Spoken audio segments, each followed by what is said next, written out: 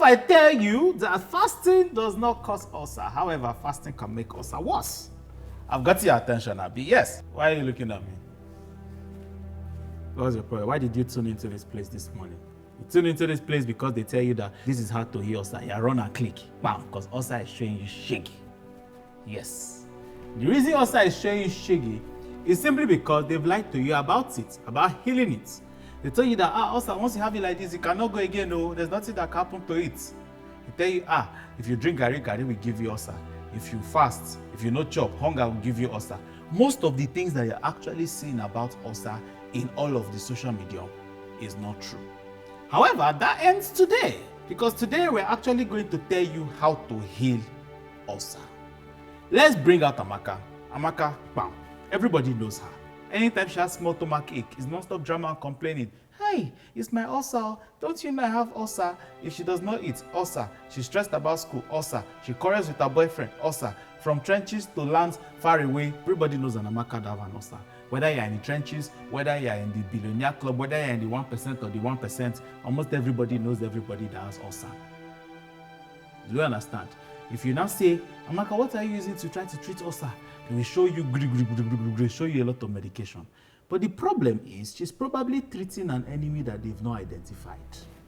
Now, listen. Your stomach, in order to digest food, one of the things that it does is that it produces acid to break down the food that you eat. The kind of acid that is inside your stomach is the kind of acid that if I drop tiger razor blade inside, piam, it will dissolve it. As a matter of fact, they say it has a pH between 1 and 2. That is very acidic. The more it gets to 7, the more digested or the more neutral it becomes. The closer it gets to 0, the more acidic. Your own inside your stomach is between 1 and 2. As a matter of fact, if I take the acid in your stomach and pour it on your face, hey, your beauty is gone. But you see, your body is also smart. Now, how do I know your body is smart? Because the same way the acid has not destroyed the stomach, your body now says, let's not carry the destroyer and destroy the stomach. So it gives what you call a layer of mucus on top the stomach. As you can see now, this thing is layering on top this table. That's what the layer of mucus does. It's like slimy clothing. Yes, slimy coating. What it does is that it protects the stomach from the powerful acid. So all the acid is attacking this layer, is not attacking the stomach. Now, it's supposed to be in perfect balance. If you now imagine that that balance now breaks, either you now increase the acid that it has not destroyed all this thing and can now affect the stomach, or the thing that is supposed to protect the stomach, which is the mucus, that layer, somehow starts to reduce. Then the acid now starts to burn the stomach directly. It's like having a wound inside your stomach or putting your bare hand inside fire. What will you feel? Bam, pain. That's what an ulcer is. A stomach ulcer is an open wound inside the stomach. You also need to understand that ulcer is not caused by eating pepper. There are two major things that have been shown to cause ulcer, especially where we live. Number one is a bacteria known as H. pylori. This is one of the biggest causes. As a matter of fact, H. pylori is a very wicked bacteria that attacks and weakens. You see that protective mucus, you just destroy it, bam. And then the acid can now start affecting on the stomach. How can you get it? You can get it from contaminated food, you can get it from dirty water. Yes, even yourself with the saliva of some people. So sharing spoon, yeah. I've been shown to give some people ulcer. The second thing that can give some people ulcer is painkillers. And not just any type of painkillers. Painkillers known as NSAIDs. Some of you swallow painkillers like ibuprofen, diclofenac, like sweets. Any small thing, piam, and you take it for a very long time.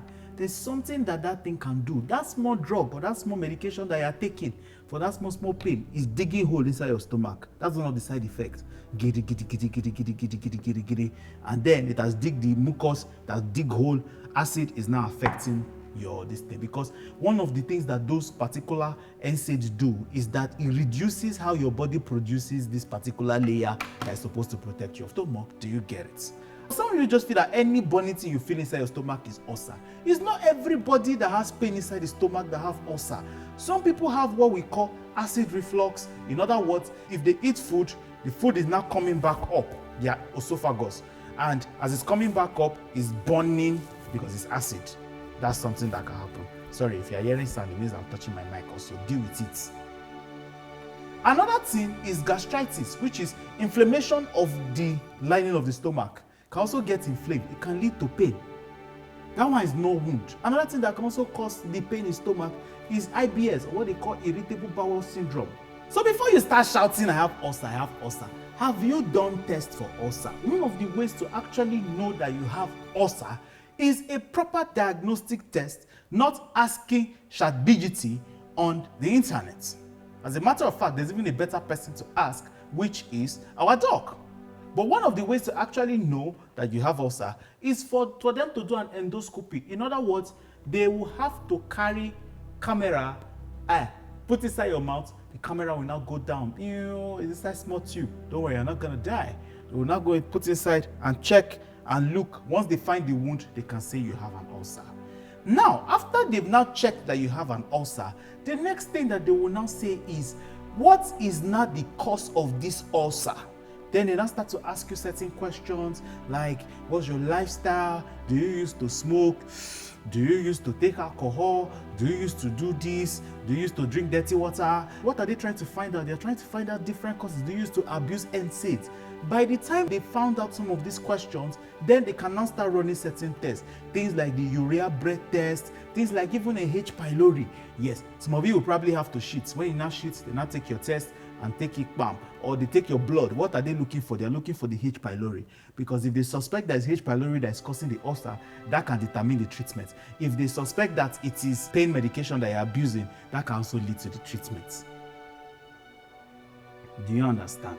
So rather than guess and waste your money, like Amaka, that have been wasted money treating themselves, taking the wrong drugs, doing more harm than good. You also need to understand that you don't need to copy what everybody's taking. You say, which drug you they take for your ulcer? Say, now this drug, you run and go and take it because another person is taking the drug. You don't find out which exact one is your own. Stomach pain can mean many different things. Now, after your doctor has confirmed one thing, number one is that there's an ulcer. Number two is that they found out the cause. The treatment is completely different depending on the answer. Which is why if you don't test, you're just wasting your money and prolonging your treatment. Now, if you want your ulcer to heal, there are some ways to do it. Number one, reduce the acid. You need to calm the stomach down. You need to say, cool down. Stop producing this so much acid. Because if you have wound here and I continue pouring acid on the wound, will the wound heal? No.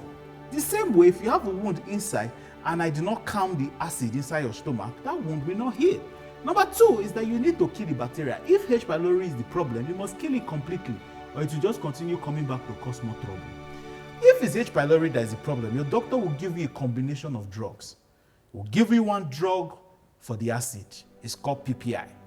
They stop your stomach from producing excess acid and at least give the wound a chance to heal. For H. pylori, there's a particular kind of antibiotics that they are supposed to give. It will kill the H. pylori bacteria dead. Let's also not forget that some of you have been abusing antibiotics so much that right now even the H. pylori is doing a day shift some of the antibiotics. So you need to be very careful, because if you just take the antibiotics without reducing the acid, it won't work. If you take only the acid without taking the antibiotics, it won't work. You also need to do what they call finish the complete dose. It is supposed to be taken for 2 weeks.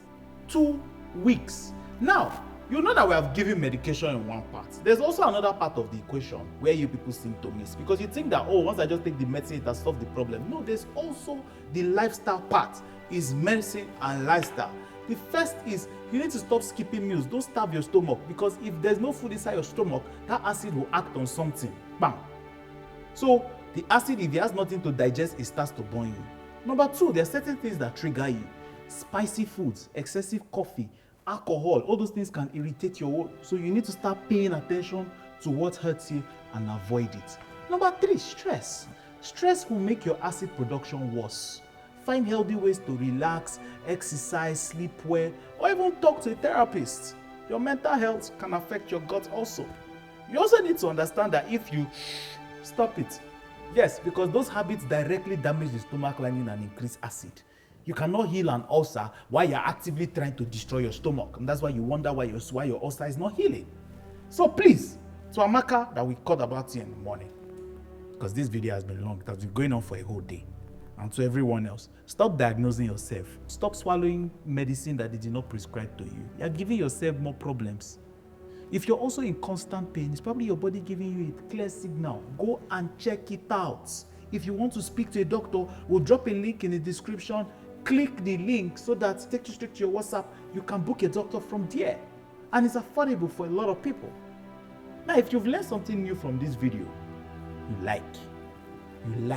That's how to say thank you. Like. Some of you to press likes like your hand is heavy. Press it. Some of you have been watching this video almost 2 years now. You've been watching this video. That subscribe button that's been looking at 2 years for decoration. Some of you think it's for Christmas.